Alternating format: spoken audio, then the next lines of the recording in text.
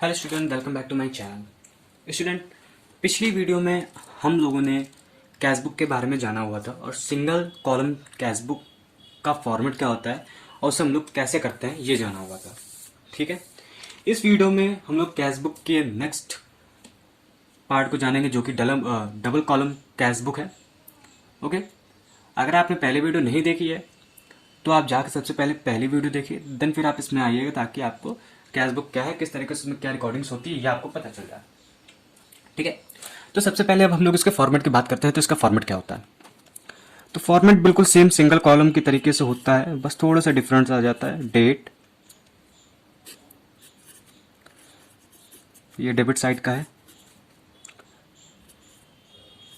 Particulars, ledger folio. अब इसके बाद इधर आ जाएगा कैश अमाउंट और एक नया कॉलम बनेगा बैंक अमाउंट। ठीक है, सेम इसी तरीके से डेट, पर्टिकुलर, एलएफ,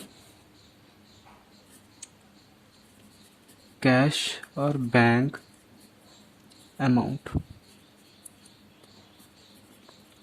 ठीक है, तो ये था डबल कॉलम कैश बुक का formula, sorry format. Double column किस लिए? क्योंकि इसमें डबल कॉलम है, साथ साथ बना रहे, कैश का कॉलम, बैंक का कॉलम। तो कैश और बैंक का कॉलम क्यों क्यों है? देखिए, जब भी हम लोग कैश से रिलेटेड ट्रांजेक्शन्स करते हैं, ठीक है, और कई बार होता है हम लोग बैंक से भी रिलेटेड कर लेते हैं, चेक दे दिया, चेक रिसीव्ड हुआ, ठीक है, तो हम लोग क्या करते हैं कि हम लोग एक ही में करते हैं। बट इसमें क्या है, अगर हमने कैश से करी है तो कैश में अमाउंट लिखेंगे, अगर बैंक से कोई ट्रांजेक्शन करी तो बैंक में अमाउंट लिखेंगे, इसलिए बनाया गया। ठीक है, इसके बाद कुछ इसमें इंपॉर्टेंट पॉइंट्स हैं, वो मैं आपको लिख रहा हूं ताकि आपको समझ में आ जाए। सबसे पहला है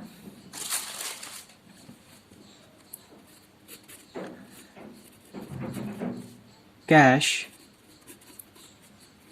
डिपॉजिटेड इनटू बैंक। ठीक है, अमाउंट मान लीजिए 20,000।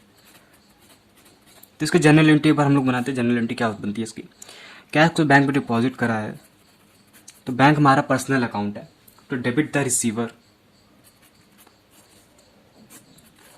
To cash. ठीक है, और इसी से एक और है रिलेटेड, वो भी मैं लिख देता हूँ, फिर दोनों को साथ में समझाऊंगा। Cash withdrawn from bank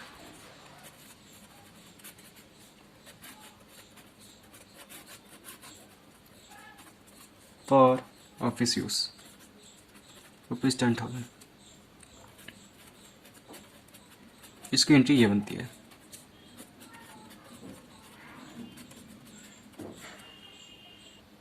okay, तो ये दो एंट्री हैं। अब इसको जब हम लोग कैश बुक में रिकॉर्ड करते हैं तो कैसे करेंगे? सिंपल सा, जैसे मैंने आपको पहले कैश बुक में सिंगल कॉलम कैश बुक में बताया था कि जहां भी कैश कॉलम है उसके अपोजिट वाले को हम लोग जहां पर कैश वाला है उस पर रखते हैं। जैसे कि यहाँ पे कैश डेबिट है, ठीक है, तो हम लोगों ने कैश जो डेबिट है वहां पे बैंक को हम लोगों ने डेबिट कर दिया होगा। लेकिन इसमें हम लोग एक चीज और करते हैं। अब क्या, यहाँ पे मैं अमाउंट लिख देता हूं।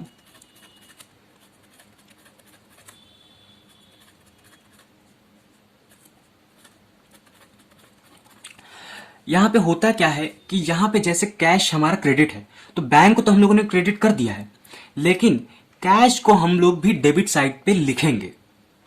फॉर एग्जाम्पल यहाँ पे लेते हैं, मान लीजिए यहाँ पे जैसे बैंक हमारा डेबिट है, सॉरी कैश हमारा क्रेडिट है, तो हम लोगों ने क्रेडिट साइड में बैंक तो लिख दिया, लेकिन उसी डेट डाल के हम लोग कैश को भी यहाँ पे डेबिट कर देंगे।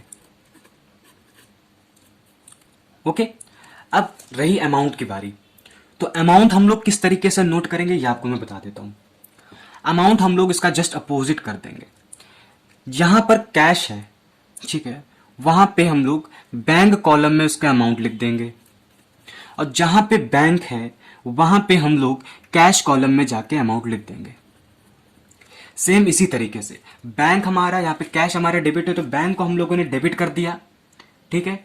तो बैंक में देखिए, बैंक में कैश के कॉलम में अमाउंट लिखना है, कैश के में बैंक के कॉलम में उसका अमाउंट लिखना है, ठीक है।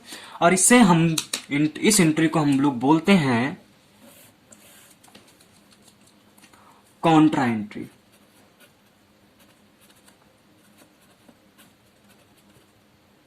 कॉन्ट्रा एंट्रीज, ठीक है। इसको देखिए और क्या होता है इसमें, इसमें हम लोग एक चीज ये भी लिखते हैं, जहां पे भी ये दोनों चीज आ जाए तो ये आपका जो लेजर फोलियो का जो कॉलम दिखता है, जैसे यहाँ पे कैश लिखा तो इसी पे हम लोग सी लिख देते हैं, और यहाँ पे भी सी लिख देते हैं डिनोट करने के लिए कि ये हमारी कॉन्ट्रा एंट्री है, ठीक है। तो सबसे पहले तो हमारा ये अमाउंट हो गया, मतलब ये एक पार्ट हो गया। अब आते हैं हम लोग दूसरे पे कि when check deposited to the bank is dishonored।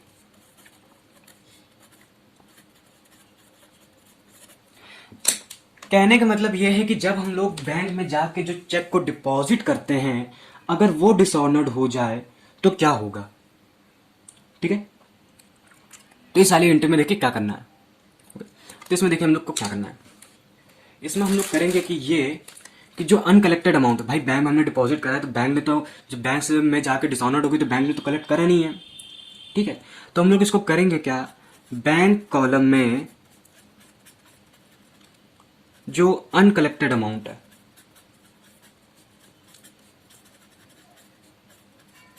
वो हम लोग क्रेडिट साइड पे रिकॉर्ड कर देंगे, यानी यहां पे, ठीक है। और पर्टिकुलर में हम लोग इन पर्टिकुलर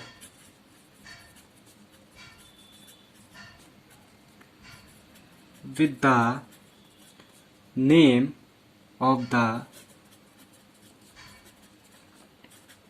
check issuing party, ठीक है। कहने का मतलब यह है कि जब भी हम बैंक से हमारा चेक डिसऑनर्ड हो जाए, मान लीजिए हमें चेक किसी से मिली है, ठीक है, और वो अगर डिसऑनर्ड हो जाए तो हम लोग क्रेडिट साइड पे, ठीक है, क्रेडिट साइड पे बैंक कॉलम में उसके अमाउंट को दिखाएंगे और पर्टिकुलर में उस पर्सन का नाम लिखेंगे जिस पर्सन से हमें चेक मिलेगी, ठीक है। मान लीजिए अगर राम से चेक मिल रही है तो राम का नाम हम लोग पर्टिकुलर पे दिखाएंगे बाय राम, और बैंक कॉलम में जितना भी अमाउंट 10,000 कोई भी अमाउंट है वो लिख देंगे, ठीक है। अब आते हैं थर्ड पे कि वेन एवर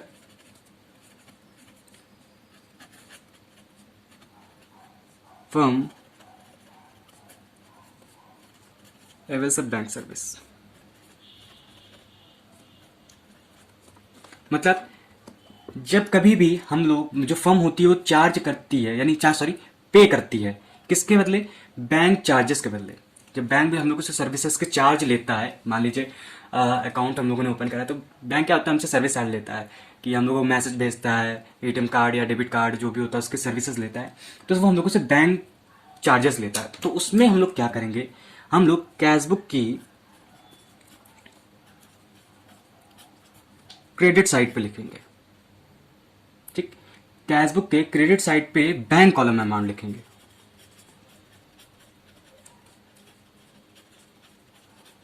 ओके।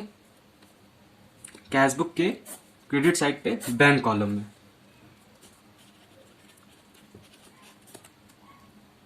ओके। और एक मैं ऑलरेडी ऐसे बता देता हूँ ओरली कि जब भी हम लोग को कोई चेक और ड्राफ्ट मिलता है, यानी मान लीजिए कोई कस्टमर उसने हम लोग को, उसने डायरेक्टली जाके बैंक में डिपॉजिट कर दिया है कोई भी चेक और डिपॉजिट यानी ड्राफ्ट, तो उसको हम लोग बैंक कॉलम के डेबिट साइड पे दिखाएंगे, यानी डेबिट साइड पे बैंक कॉलम में दिखा देंगे, ठीक है। तो ये तो कुछ पॉइंट्स थे डबल कॉलम कैशबुक के, ओके। अब हम लोग इसके क्वेश्चंस करते हैं कि इसके क्वेश्चंस कैसे करे जाएंगे। सिंपल सिंगल कॉलम की तरीके है, बस अमाउंट का थोड़ा इधर उधर चेंजमेंट है। तो चलिए हम लोग अब एक कैशबुक का यानी डबल कॉलम कैशबुक का एक क्वेश्चन करते हैं। तो क्वेश्चन हम लोग ये वाला करने वाला है, आप इसका स्क्रीनशॉट ले लीजिए, ओके। इसके बाद मैं क्वेश्चन पढ़ता जाऊंगा, आप देखते जाइएगा। तो पहले हम लोग डेट डालेंगे 2019 ईयर, Jan 1, कैश बैलेंस और बैंक बैलेंस दिया है, ठीक है। तो to balance brought down, cash balance है 1000, बैंक बैलेंस है 14,500। फिर बोल रहा है कि received advance by check,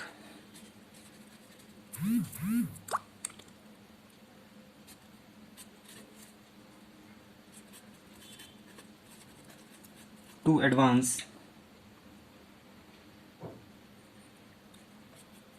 account, ठीक है। तो चेक के थ्रू मिला है तो बैंक कॉलम में हम लोग देंगे 60,000। फिर बोल रहा है कि विड्रू फ्रॉम बैंक, JN2 की एंट्री है कि बैंक से हम लोगों ने निकाला है, ठीक है। तो कैश अकाउंट डेबिट और बैंक को हम लोग क्रेडिट करते थे क्योंकि हम लोग ने बैंक से निकाला हुआ है, ठीक है। तो कैश हमारा डेबिट हो रहा है यानी बैंक को हम लोग डेबिट साइड पे कर देंगे और यहाँ पे बाई कैश लिख देंगे।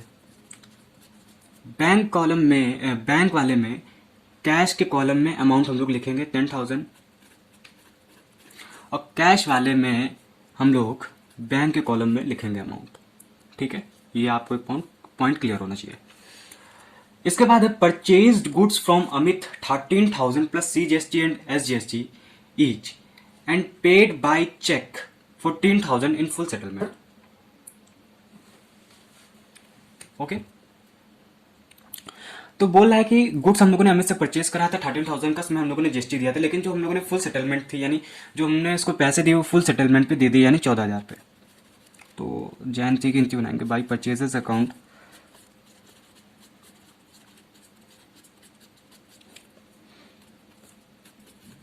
By input CGST account, by input SGST account, ठीक है।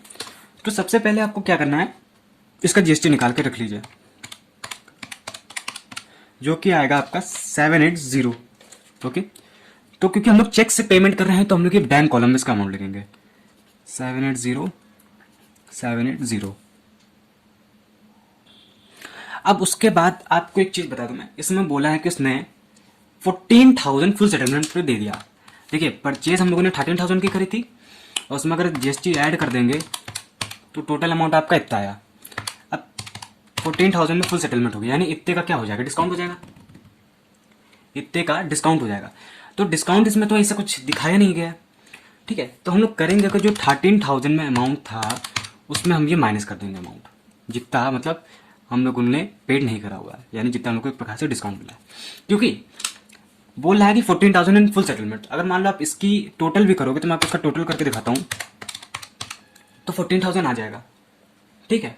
तो बात आपकी वही पड़ेगी, डिस्काउंट का अमाउंट हम लोगों ने इस पर नहीं लिखा है, डिस्काउंट हम लोगों ने इससे काट लिया है, ठीक है। तो ये चीज थी इसमें। नेक्स्ट क्वेश्चन है हमारा पेड वेजेस,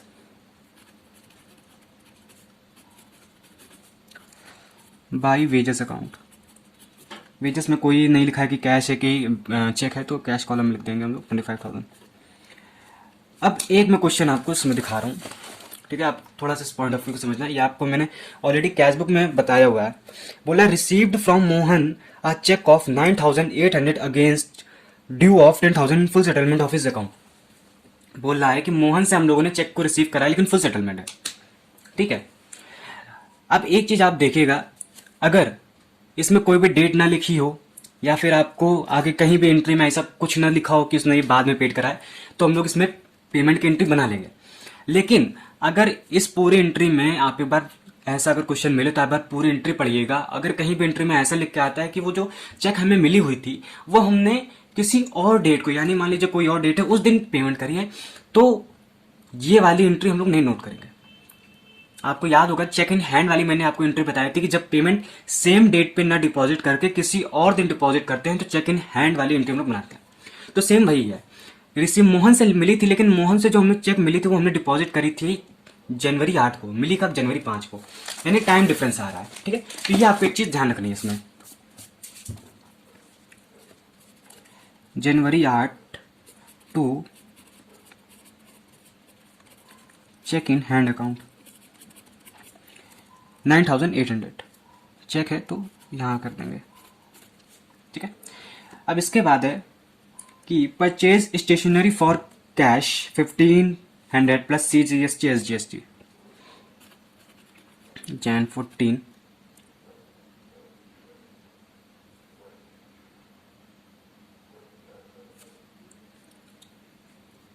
बाई स्टेशनरी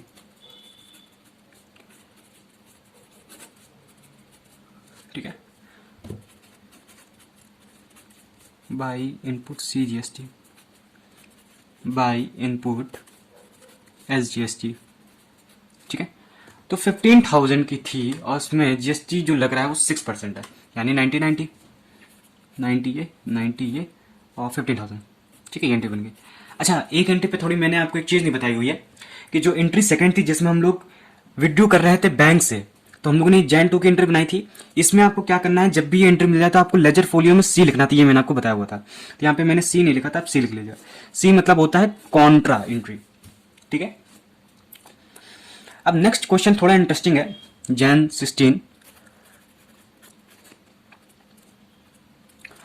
16 में बोल रहा है बॉट गुड्स इंक्लूडिंग IGST 12%। ये बोल रहा है कि हम लोगों ने गुड्स को खरीदा है लेकिन उस अमाउंट में IGST 12% इंक्लूडेड है ठीक है। और जो टोटल अमाउंट है वो है 6720 का ठीक है।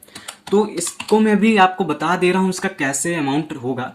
बाद में जब ये क्वेश्चन खत्म हो जाएगा तब मैं आपको एक फॉर्मूला बताऊंगा जिससे अगर अमाउंट में GST दिया हुआ है और अगर आपको उसको पता करना है कि कितना इसमें GST लगा है तो उसको हम लोग कैसे निकालेंगे ठीक है। तो अभी मैं इसका GST निकाल के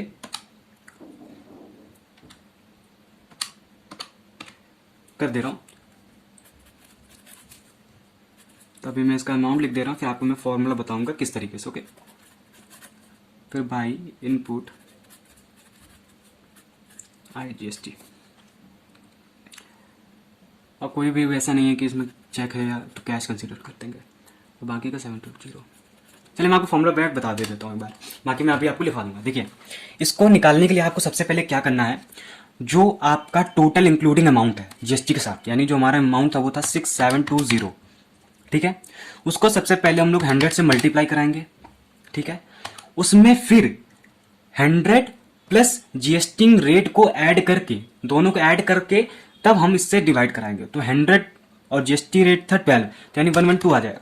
तो हमारा 600 ये निकल के आएगा। 600 के हम लोगों ने गुड्स को परचेज करा था और GST इसमें आ जाएगा 720 ठीक है। इसके बाद नेक्स्ट एंट्री है Jan 19 issued cheque to Shyam. Shyam को हम लोगों ने चेक को इशू करा है और डिस्काउंट रिसीट फ्रॉम हिम 3000 है, तो मतलब पहली बात है डिस्काउंट हम लोगों ने ऑलरेडी कर दिया है ठीक है। तो चेक इशू करा है तो चेक पे यानी बैंक कॉलम में अमाउंट जाएगा। फिर आता है ड्यू फ्रॉम बैंक, फिर से वही एंट्री कॉन्ट्रा एंट्री यानी Jan 20 बैंक से हम लोगों ने पैसे निकाले हैं ठीक है। तो सेम यही वाली जो हम लोगों ने ऊपर एंट्री करी थी वही हो जाएगी।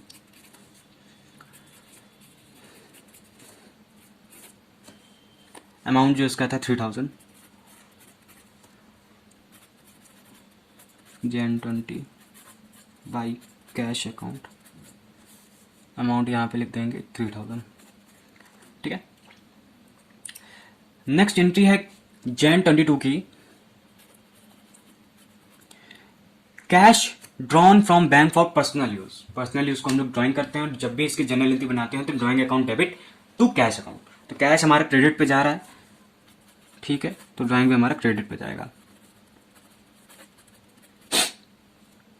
अमाउंट इसका 2000। फिर Jan 24 की entry cash sales including CGST और SGST ठीक है। इसमें भी पहले के तरीके ही क्वेश्चन दिया हुआ है।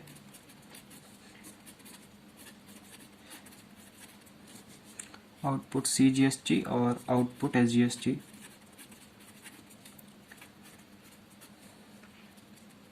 ठीक है। तो हमें निकालना है तो हम लोग भी अमाउंट इसका टोटल दिया है 1904 और GST रेट है 6% ठीक है। तो हम लोग जैसे ऊपर वाले में क्वेश्चन करा था हम लोग उसी तरीके से करेंगे।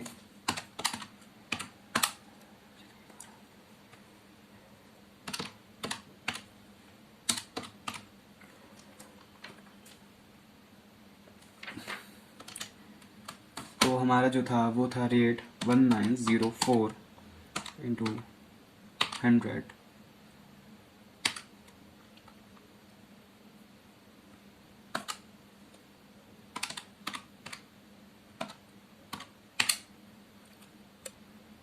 तो अमाउंट जो था वो 1904 दिया हुआ है, उसमें हम लोग 100 का मल्टीप्लाई कराएंगे।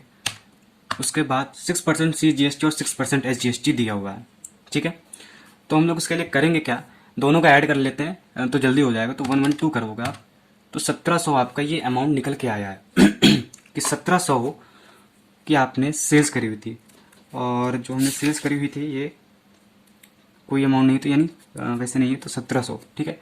अब 1904 में 1700 माइनस करेंगे तो 204 आ गया। अब इसको 2 से डिवाइड कर लीजिए आप, तो 102 102 यानी आउटपुट CGST 102, आउटपुट SGST 102, ठीक है। नेक्स्ट क्वेश्चन है कि रिसीव्ड फ्रॉम राकेश, राकेश से हमें मिला है, ओके। तो Jan 27 टू राकेश 18,000, ठीक है। फिर डिपॉजिट कैश इनटू बैंक, ये भी एक कॉन्ट्रा एंट्री है, ठीक है। तो कैश हमारा क्रेडिट हो रहा है, ठीक है। तो टू कैश अकाउंट और Jan 28 sorry by bank account, okay.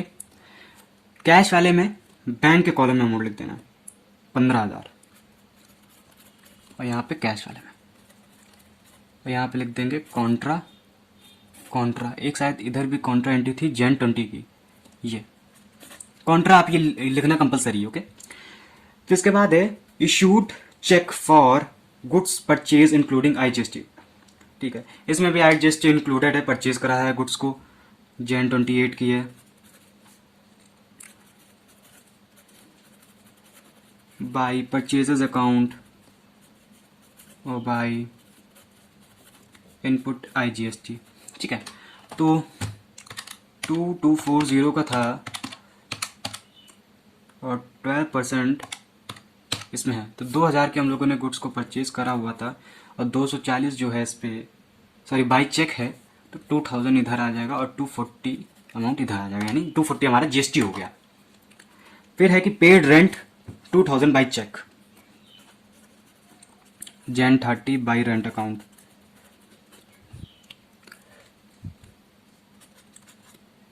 Check के थ्रू है तो 2000 ये,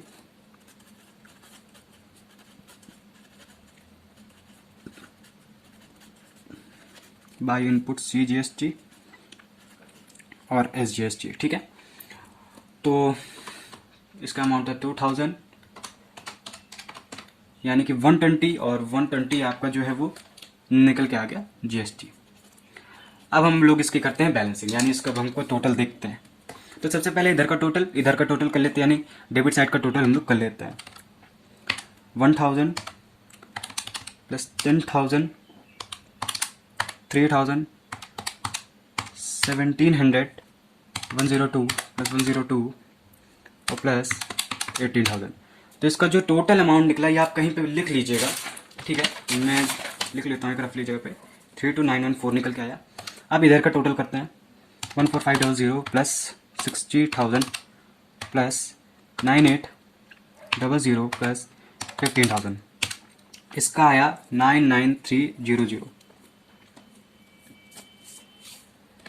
okay.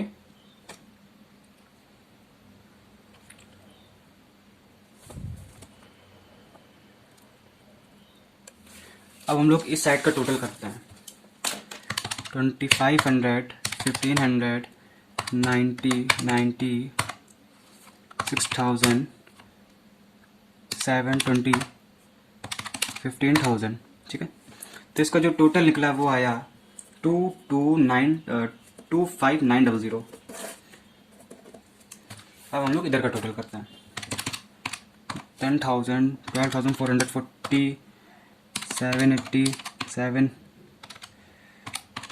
10,000 12,440 plus 780 plus 780 plus 3700 plus 3,000 plus 2,000 plus 2,000 plus 240 plus 2000 plus 240, इसका निकला 37180।